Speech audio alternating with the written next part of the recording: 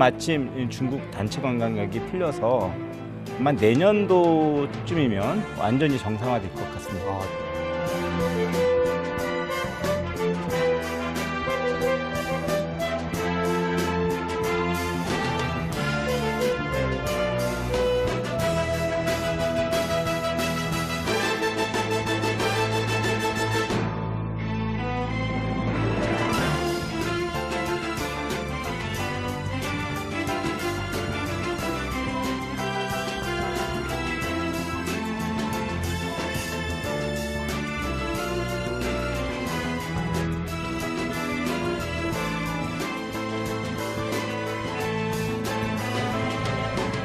세계적인 그런 MRO 기업들을 유치해서 명실상부하게 인천공항이 MRO에 있어서도 이 허브 클러스터가 될 수 있도록.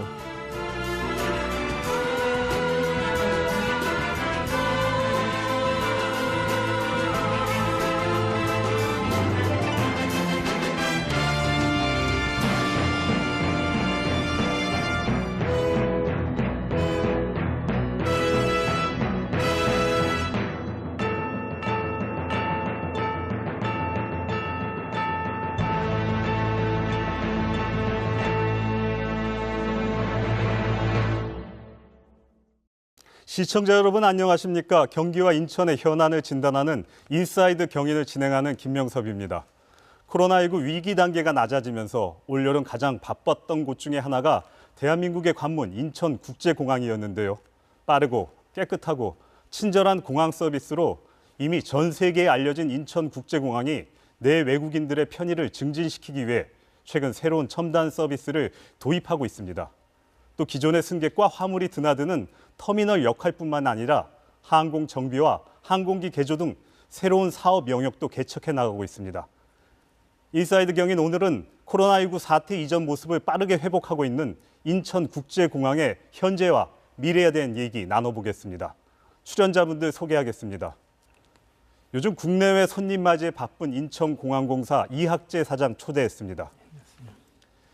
인천공항의 신사업을 주도하고 있는 샤프테크닉스 K의 백순석 대표 나왔습니다. 안녕하십니까. 이 사업들을 취재하고 있는 KBS 박재우 인천지국장 함께 자리했습니다. 안녕하세요. 나와주셔서 감사합니다. 예, 안녕하세요. 네, 안녕하세요. 감사합니다. 먼저 이학재 사장님, 제10대 인천공항공사 사장으로 취임한 지 2달 정도 지났나요? 예. 먼저 대한민국 관문을 책임지게 된 소감 간단히 정리를 해주시죠. 예, 대한민국의 관문이자 또 대한민국의 대표 공기업인 인천공항공사 사장이 되게 돼서 매우 영광으로 생각합니다. 또 제가 인천공항공사에 가보니까 정말 한 20여 년, 어떻게 보면 짧은 기간인데 이 기간 동안에 인천공항공사인들, 인천공항인들이 다 함께 열심히 노력해왔고 세계적인 공항을 만들었구나 하는 그런 느낌을 받았고요. 또 코로나로 인해서 굉장히 어려운 시기를 지났는데 그런데 정말 8만여 인천공항인들이 혼연일체가 돼서 열심히 노력해갖고 지금 정상화가 되었고 그래서 저는 이제 이러한 인천공항이 대한민국의 자랑이 될 수 있도록 열심히 노력하는 그런 CEO가 되려고 합니다. 예, 고맙습니다.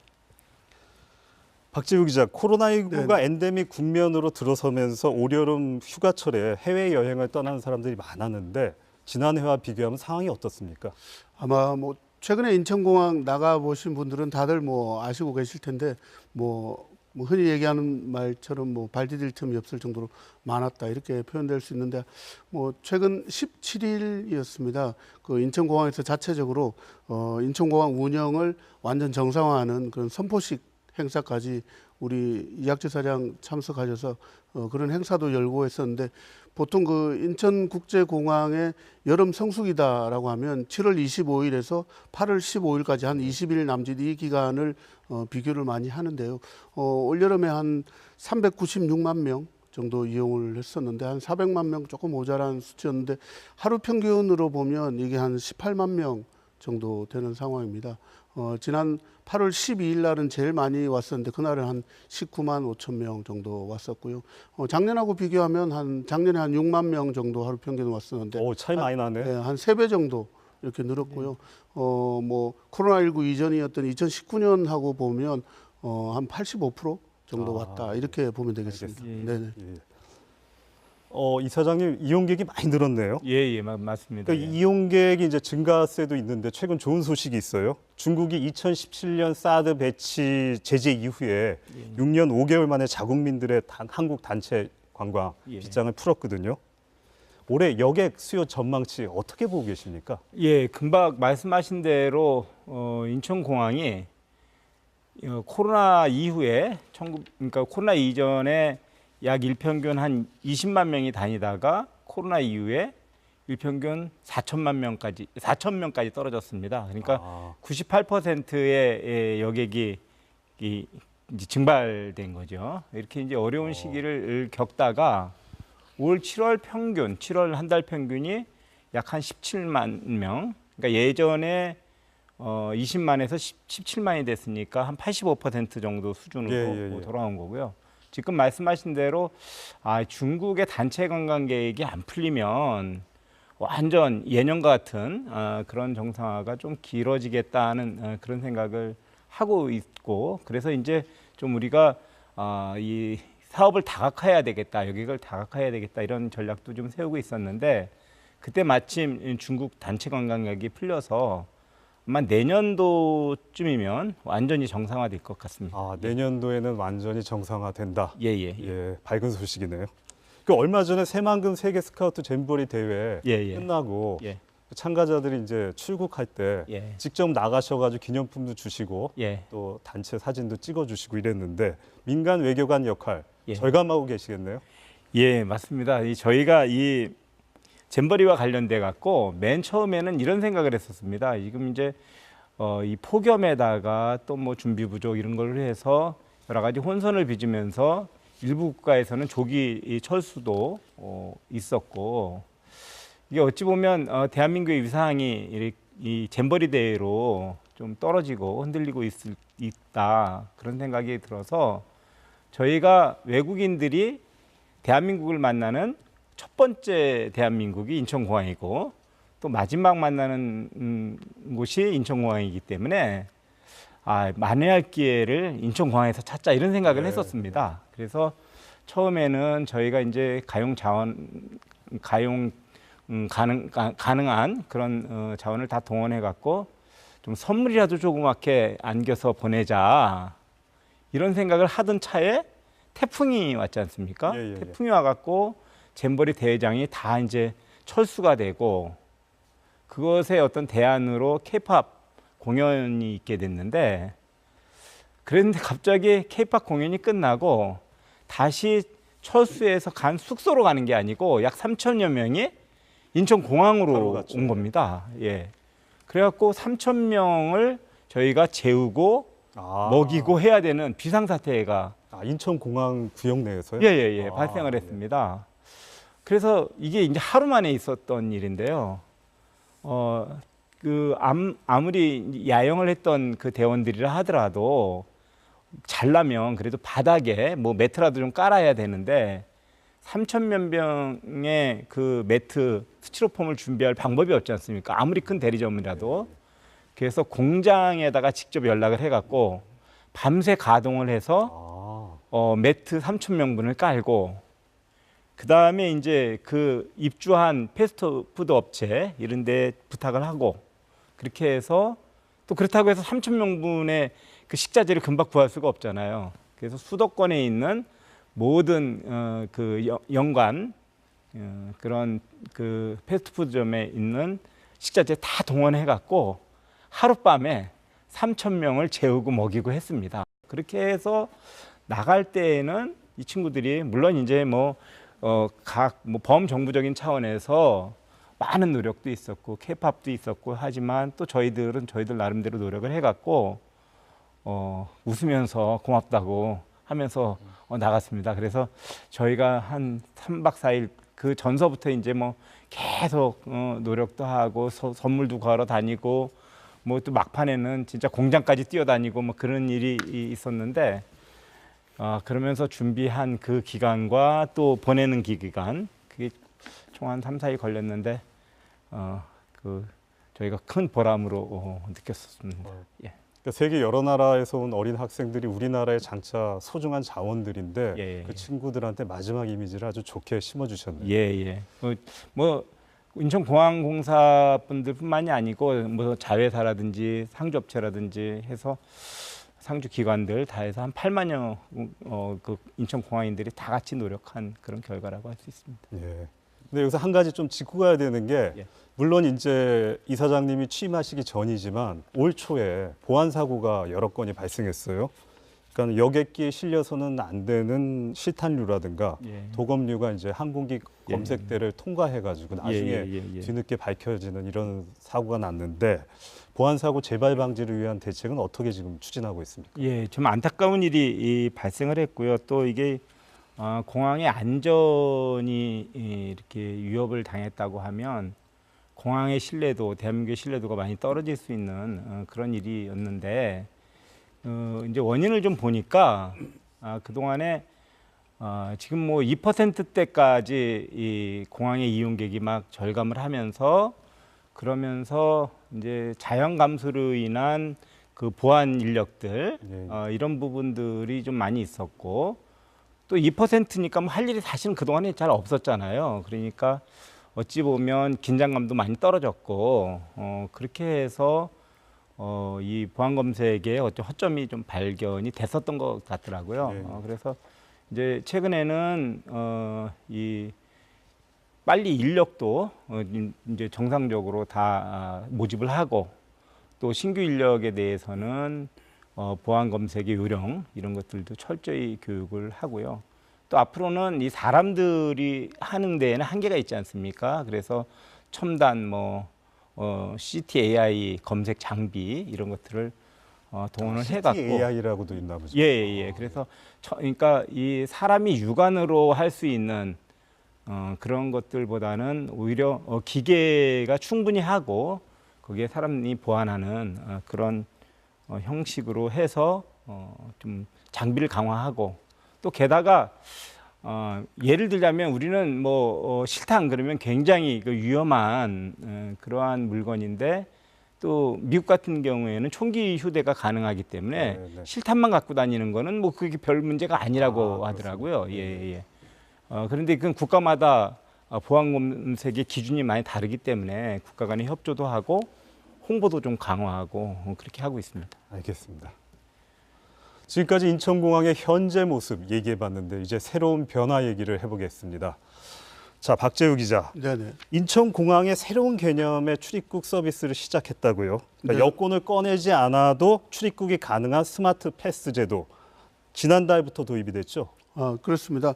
지난달 28일에 우리 그 인천국제공항에서 그 공식 행사도 같이 열렸었는데요. 코로나19 때문에 어떻게 보면 도입됐다 이렇게 볼 수가 있겠습니다. 네. 해외에서는 지금 미국의 애틀란타라든지 싱가포르 공항이라든지 또 나리타라든지 이런 쪽에서는 이미 도입을 해서 하고 있고요. 국내에서는 이 인천국제공항이 처음으로 도입을 해서 시작을 했는데 우리 흔히 공항 갈 때 출국할 때 여권 또 이런 본인의 여러 가지 그런 그 탑승권이라든지 이런 것들을 보안 요원들한테나 이렇게 보여주도록 되어 있어서 그런 것 때문에 줄이 길어지고 이런 상황들도 생기는데 이제 이 두 가지 방법이 있습니다. 그 구글 앱이라든지 아니면 그 인천공항 가면 셀프 체크인 그 키오스크가 있는데 그 두 가지 중에 한 가지 방법으로 등록을 하면 그걸 손쉽게 이용할 수 있는 그런 것이고요. 현재 인천공항에서는 그 출국장 6곳 그리고 탑승구 16곳에서 시범적으로 도입하고 있는데 완전히 도입하는 것은 2025년 4월이 되겠습니다. 알겠습니다. 이사장님, 그럼 예. 이 스마트 패스 제도 이용객들 반응 궁금한데 실제로 그 공항 통과하는 시간이 검색대 통과하는 시간이 많이 줄었습니까? 예, 실제 그렇습니다. 지금 금방 말씀하신 대로 등록을 한 9만 명 정도가 했고요. 그 다음에 한 2만여 명이 벌써 이용을 했는데 피크 시간대, 그러니까 사람이 많이 몰릴 때 기준으로 하면 이 출국 시간이 한 10분 정도 단축이 됐으니까 굉장히 많이 단축이 된 거죠. 그래서 지금 말씀드린 대로 이것이 전면 시행되는 건 아니고 지금 시범 기간인데요. 지금은 보다 많은 분들에게 일단은 좀 홍보해서 알리고 또 운영상의 문제점 이런 것들을 좀 보완을 해갖고 2025년도에 본격적으로 확대해서 전 출국장에 다 도입할 예정입니다. 예. 이사장님, 그 인천공항이 앞으로 아시아 태평양 지역의 가장 중요한 허브 공항이 되기 위해서 추진하고 있는 그 4단계 사업, 구성하고 예. 있는 예. 4단계 사업이 있다고 하는데 어떤 내용입니까? 그 4단계 사업은 크게 두 가지로 볼 수 있습니다. 하나는 활주로, 4활주로를 만드는 일을 하고 지금 몇 개 활주로입니까? 그러니까 지금 이제 4활주로가 다 끝났습니다. 아, 예. 예. 그래서 3개 활주로에서 1개의 활주로를 늘리는 거가 하나 있었는데 요거는 2021년도에 이미 끝났고 그다음에 이제 터미널을 확장하는 게 있습니다. 예. 터미널이 1터미널이 기존에 있었고 이 터미널도 2터미널이 2018년도에 이제 개장이 돼서 운영을 하고 있었는데 이 터미널을 확장하는 게 또 4단계 사업입니다. 아, 예. 예, 그 이 터미널 확장 공사가 내년도 말이면 끝나게 됩니다. 그래서 이 총 4단계 사업에 약 4조 8천억 원의 예산이 들어가고요.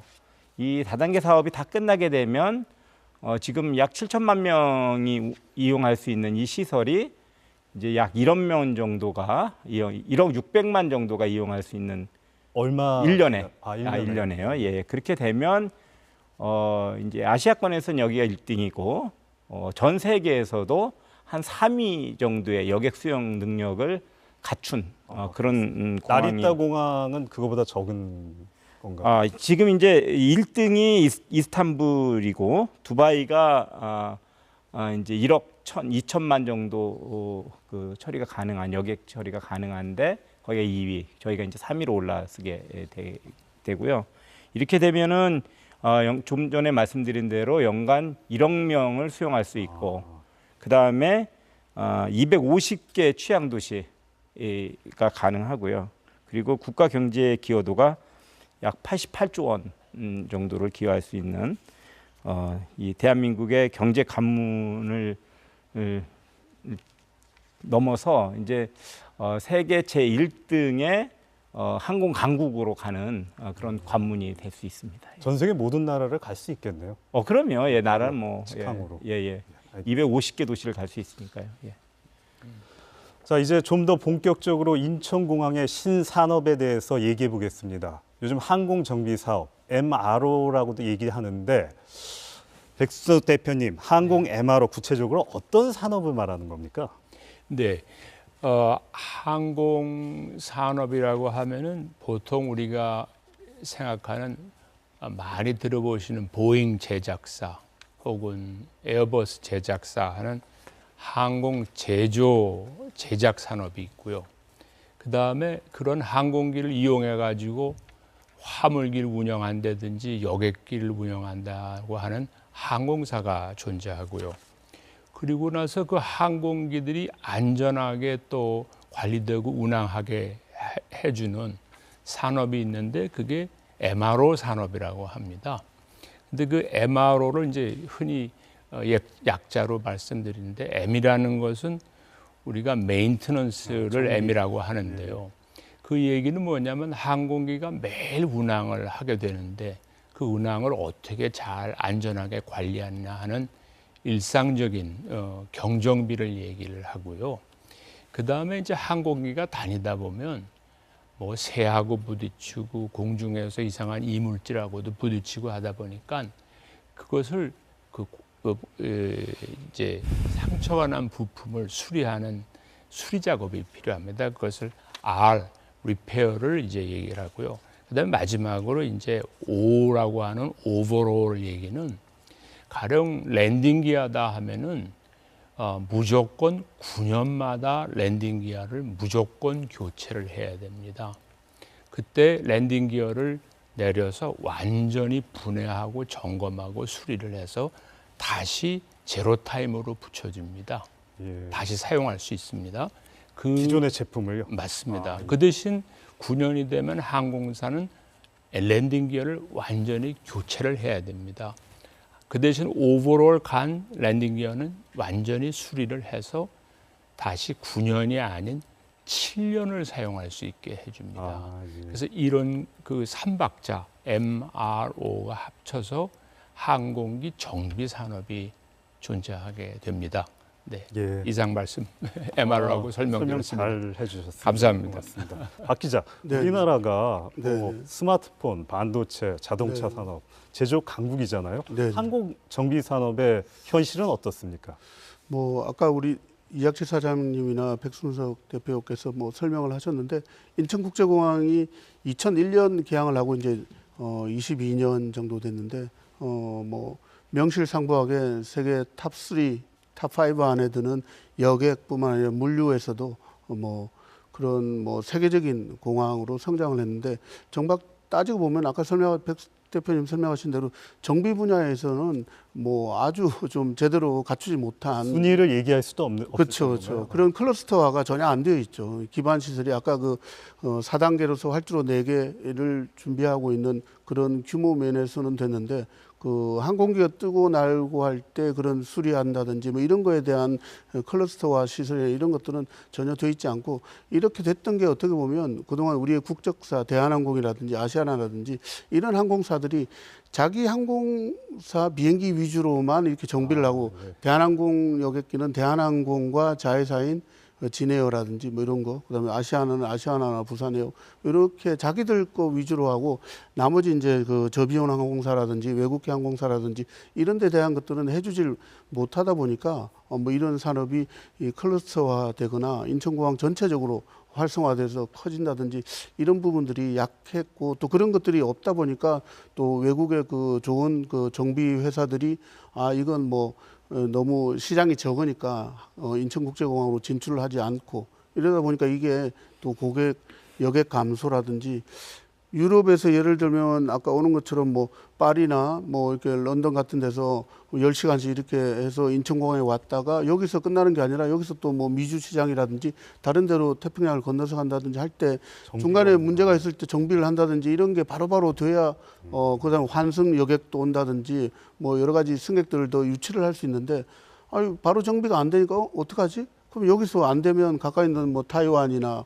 홍콩이나 여기 갖고 가서 다시 정비를 해서 갖고 와야 되니까 그만큼의 텀이 하루면 될 일이 이틀, 사흘씩 더 걸려버리니까 여객사 입장에서는 그 한 번 하루 더 오는 게 500명 비행기라고 치면 이 한 대를 뭐 미주 노선을 가면 한 번 운항하는데 10억씩, 20억씩 든단 말이에요. 그 비용을 고스란히 손실로 잃어버리게 되니까 굳이 인천공항에 올 이유가 없는 거죠. 그럼 그렇게 할 바에 환승을 홍콩이나 뭐 싱가포르나 이런 데로 환승을 해서 미주로 간다든지 이렇게 돌려버리니까 인천공항으로서는 큰 손실이 되는 거죠. 이제 박 기자가 지금 그 클러스터 얘기하셨는데 그 얘기를 이 사장님이 국회의원 시절에 2018년인가 예. 항공 정비 산업 육성을 위한 국회 토론회를 주최하신 바 있어요. 예.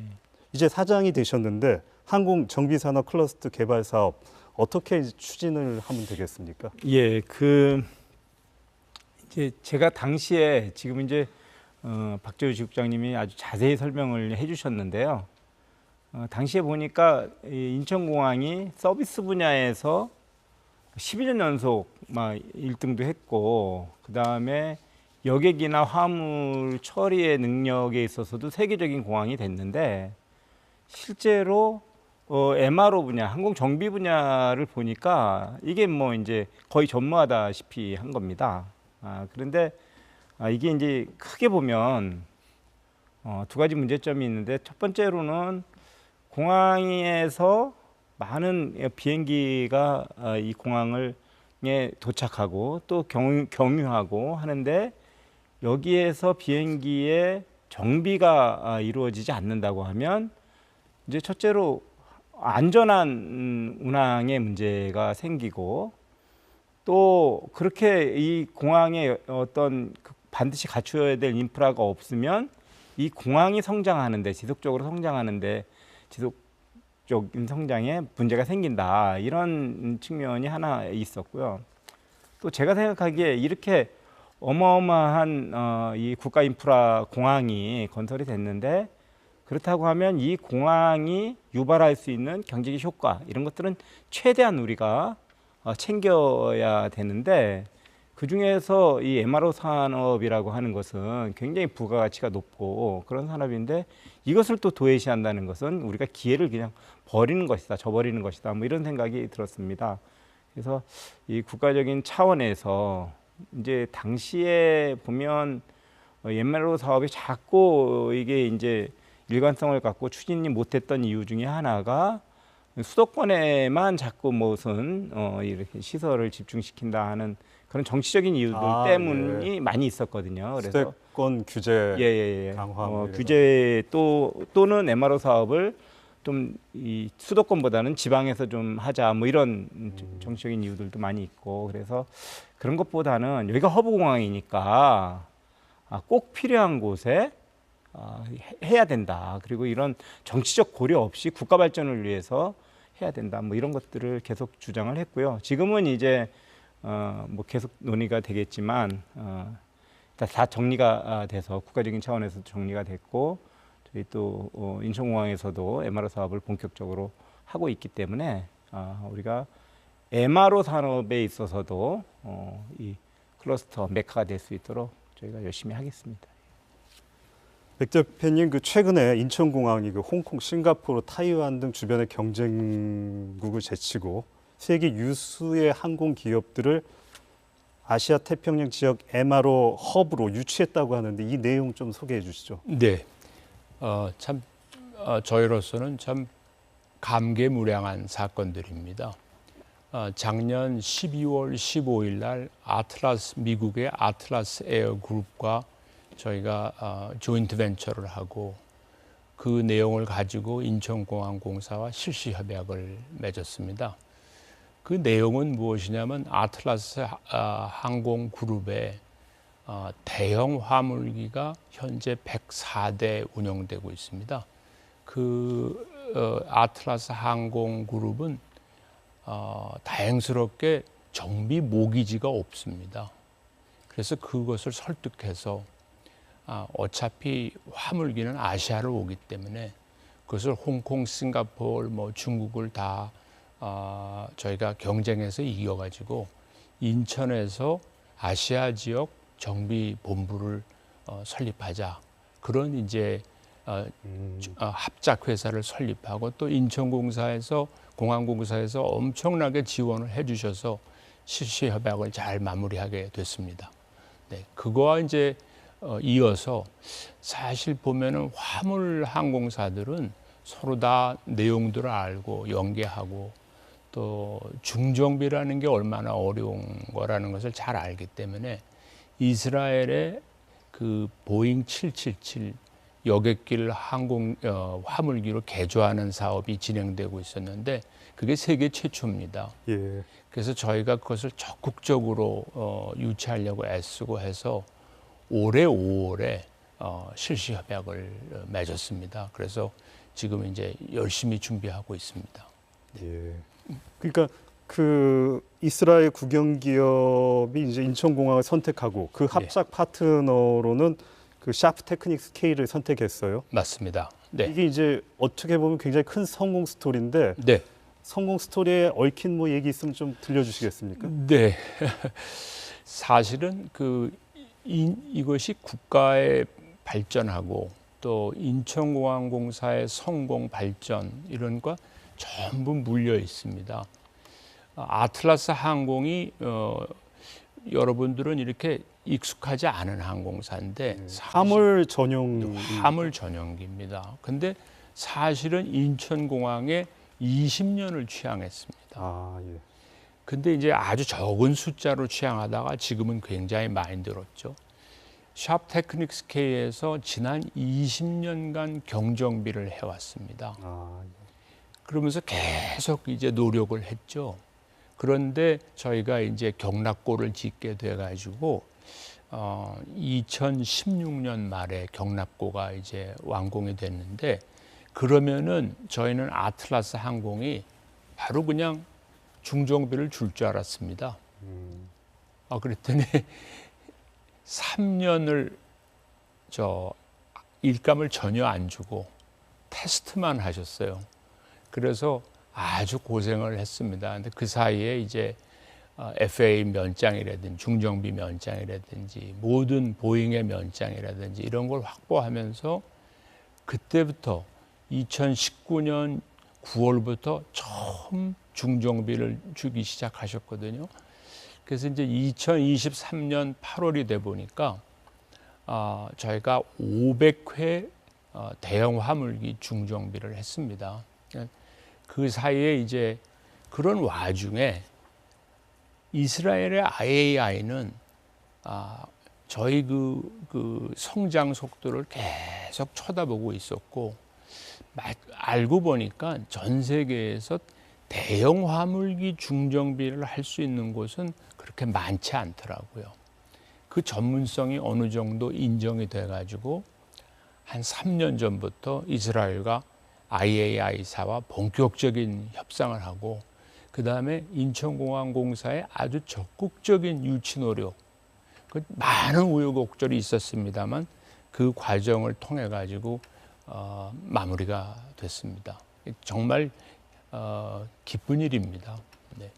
기술력을 이제 평가받는데 아주 힘들었는데 박재우 기자, 그러니까 아시아에서 제일 항공 산업이 발전한 항공 유관 산업이 발전한 곳이 싱가포르입니까? 네. 싱가포르 사례를 보면서 네, 네. 이렇게 항공 선진국으로 발전하게 되는 원동력이 있었나요? 솔직히 좀 뭐 부러운 얘기이기도 하고요. 지금 현재 그 MRO 시장, 항공 정비 시장만 보면 올해가 한 122조 정도 되는 규모고 한 10년 뒤에는 한 163조 규모로 더 성장할 것 같은데 이런 그 항공 정비 분야에 대한 시야를 아시아에서 가장 먼저 눈뜬 데가 싱가포르가 아닌가 이렇게 생각이 들고요. 우리가 인천국제공항이 2001년에 개항을 했는데 인천국제공항이 개항하기 우리가 22년 전에 개항을 했는데 그보다 또 20년 전에 1980년대에 이미 싱가포르는 이런 MRO 이제 항공 정비 분야에 대한 시야를 눈을 떠서 싱가포르 공항 옆에다가 그런 단지 전문화된 단지를 만들고 330만 제곱미터 규모로 만들었고요. 우리 인천국제공항이 개항하던 20년 전에는 이 규모를 곱하기 2배를 더 늘려가지고 또 320만 제곱미터 규모의 항공단지를 또 만들었어요. 거기다가 이제 여러 가지 이제 클러스터화 할 수 있는 항공정비 단지를 만들어서 이미 한국보다는 40년 전, 20년 전에 이런 그 여객이라든지 화물이라든지 수송만 하는 1차원적인 어떻게 보면 그런 구조에서 부가가치를 높일 수 있는 다른 산업 분야로 싱가포르는 일찍 눈을 떴던 거죠.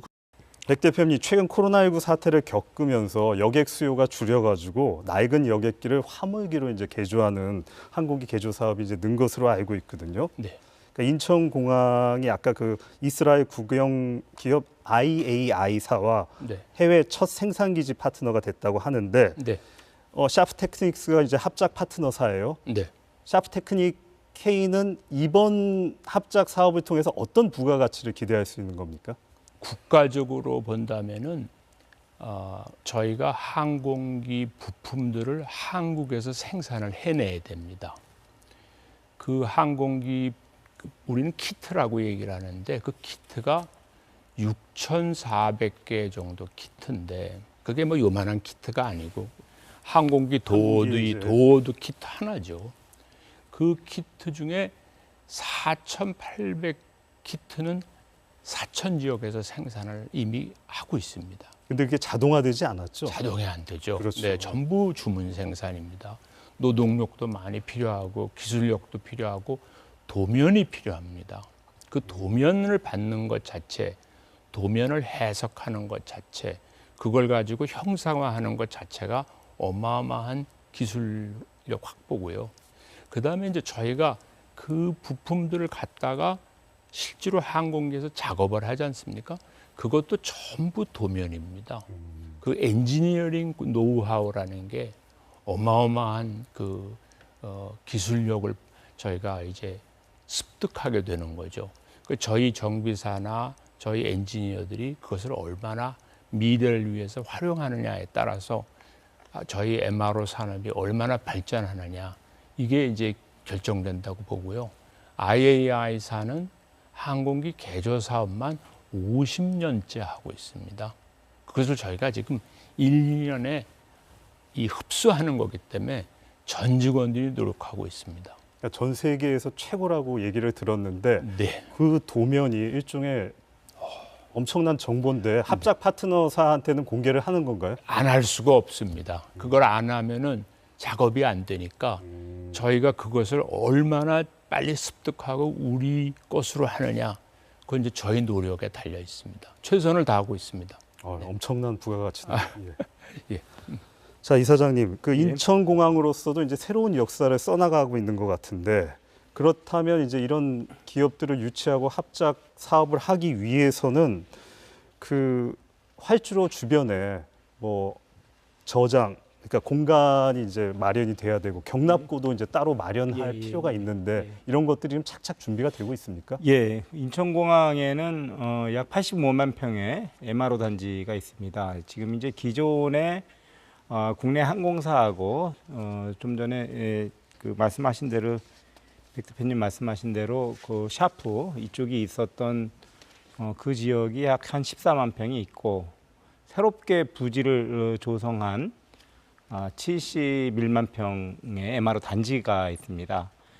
앞서 말씀드린 화물정비단지에는 아틀라스 항공 그 MRO 허브가 아태 지역 허브가 들어올 예정이고 거기에 그것은 한 26년도에 본격적으로 가동될 예정이고요.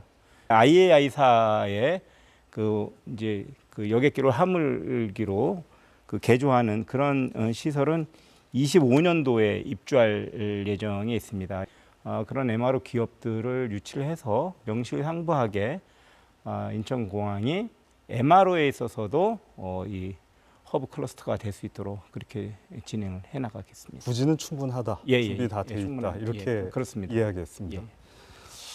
박 기자, 그러면은 우리 항공 역사에 없던 일들이 지금 벌어지고 있는데 네. 그러면은 인천공항 경제권이라는 게 있지 않습니까? 네네네. 여기에 이제 수출도 해야 되고 우리가 이제 자체적인 내수도 있고 네. 상당한 경제적인 이익이 있을 것 같은데 뭐 전망치가 어떻습니까? 지금 전망해 보기로는 크게 보면 뭐 두 가지 주로 얘기하고 있는데요. 항공 정비 MRO, 그다음에 항공기 개조. 뭐 이렇게 보면 그 항공 정비는 일단 우리 그 샤프 테크닉스 K가 한 게 이제 아틀라스의 그 아시아 태평양 지역 화물기에 대한 정비 사업을 하는 건데 그게 50년 동안 지금 저희가 기대하기로는 100억 달러니까 우리 돈으로 환산하면 한 13조 원 정도의 이런 그 일단 단순 수치로만 보면 그 정도의 수치가 되고요. 뭐 이렇게 되면 그 우리 한미 반도체 동맹을 하고 있는데 따지고 보면 새로운 한미 MRO 동맹이 맺어져서 이 13조를 기초로 해서 아까 앵커님 말씀하신 대로 여러 가지 인력이라든지 그 전체적인 범위가 점점 확산되는 그런 계기가 될 것 같고 두 번째로 그 이제 항공기 개조 사업을 보면 이게 이스라엘 IAI와 합작법인을 설립한 뒤에 2025년부터 시작하면 50년 동안 누적 수출액 규모만 약 단순 수치로 15조 원 정도 기대를 하고 있습니다. 뭐 이건 아주 작게 아주 객관적으로 작게 잡은 수치가 그 정도고 그걸 통해서 이제 인천공항 전체의 공항 경제권이 살아나는 뭐 그런 계기가 될 것 같습니다. 그 인천공항에서 화물기 이제 개조 사업이 본격 가동이 되면은 전용 부품은 네. 지금 수도권 주위에는 별로 없기 때문에 경남 사천에 있는 이제 항공기 제조 업체들이 이제 조달을 해야 될 것 같은데 그러면은 이 시너지 효과가 있겠죠? 경남 사천 항공 부품 회사들도. 그렇습니다. 지금 그 IAI사가 경남 사천지구에 있는 항공기 부품 산업단지를 아주 샅샅이 조사했습니다.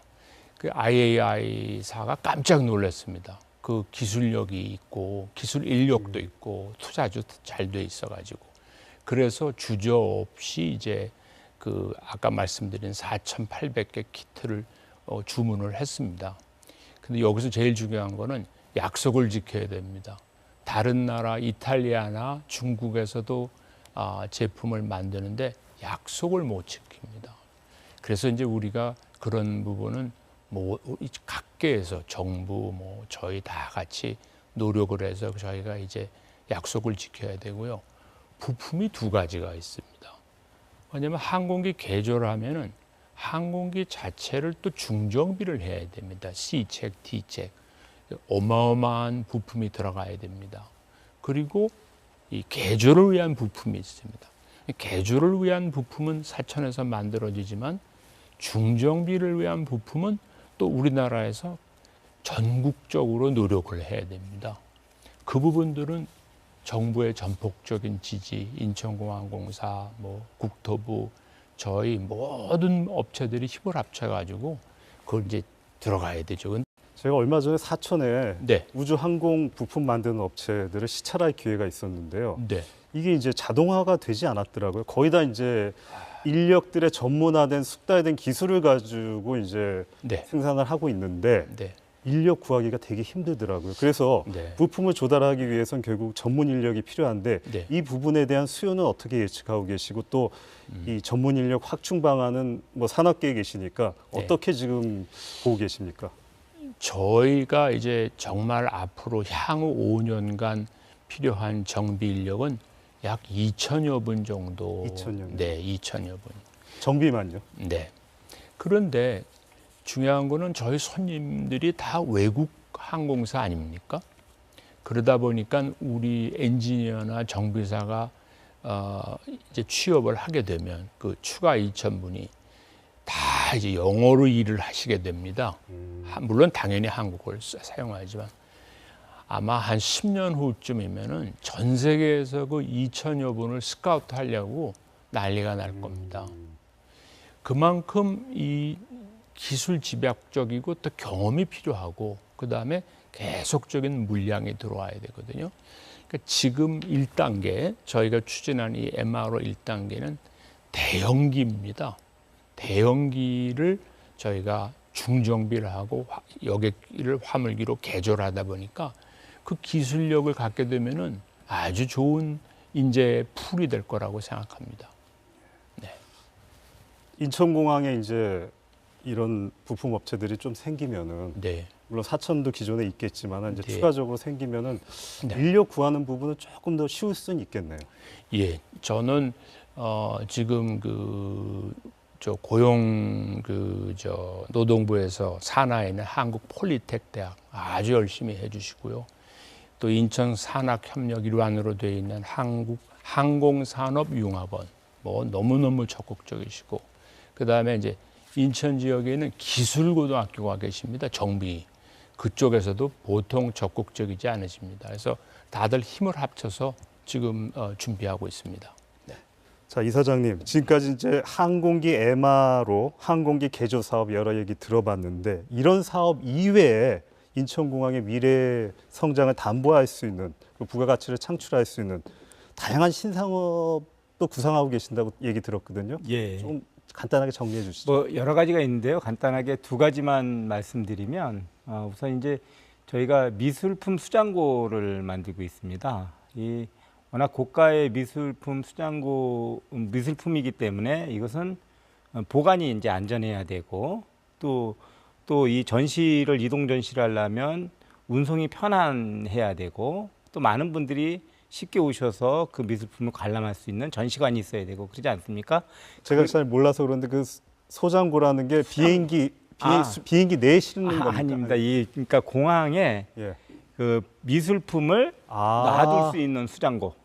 예. 외국에서 갖고 오거나 예. 나갈 때 예. 보관할 수 있는 수장고. 그 미술품 하나가 몇백억씩 되고 그러지 않습니까? 그래서 그것을 잘 보관하고 그 다음에 전시를 잘 하고 그 다음에 또 다른 곳에서 전시할 때 이동이 편리하고 이런 곳에 미술품 수장고가 있어야 되는데 그런 측면에서 인천공항이 가장 적지인 것이죠. 그래서 그 미술품 수장고를 지금 만들고 있고요. 요것이 이제 저희가 약 예산이 3,795억이 들고 2026년도에 준공할 예정이고요. 또 하나 말씀을 드리면 스마트 레이싱 파크라고 이제 중력하고 또 거기에 첨단 IT 기술을 합쳐서 이렇게 빠르게 이렇게 레이싱 할 수 있는 레이싱 파크요. 레이싱 파크. 레이싱 스포츠 파크를 저희가 조성을 하고 있습니다. 저희 그 공항 구역 내에 지금 조성을 하고 있습니다. 아마 많은 볼거리, 즐길거리가 될 것으로 생각됩니다. 예. 마지막 질문 드리겠습니다. 시간이 다 돼가지고 이학재 사장님이 구상하고 계신 인천공항의 미래상 한마디로 정의하시면 뭘까요?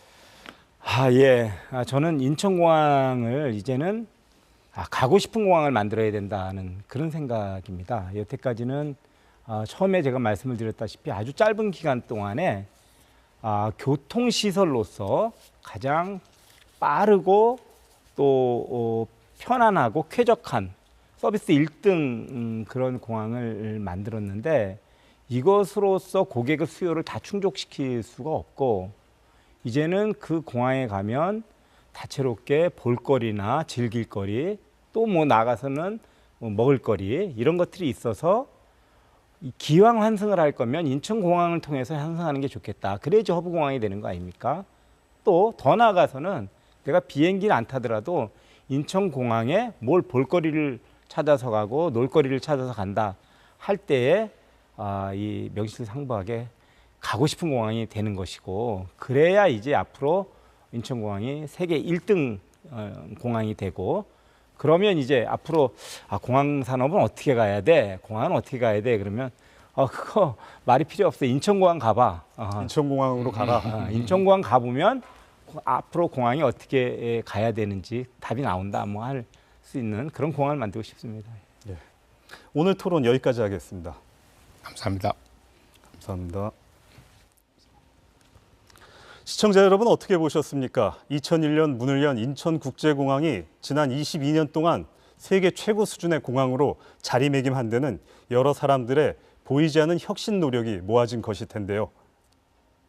이미 여객이나 화물 수송에는 아시아 태평양 지역의 중심 공항인데요. 앞으로 새로운 사업들도 성공적으로 펼쳐서 세계 항공 산업의 중심 기지로 성장하길 기대해 봅니다. 인사이드 경인 오늘 여기까지입니다. 시청해 주셔서 감사합니다.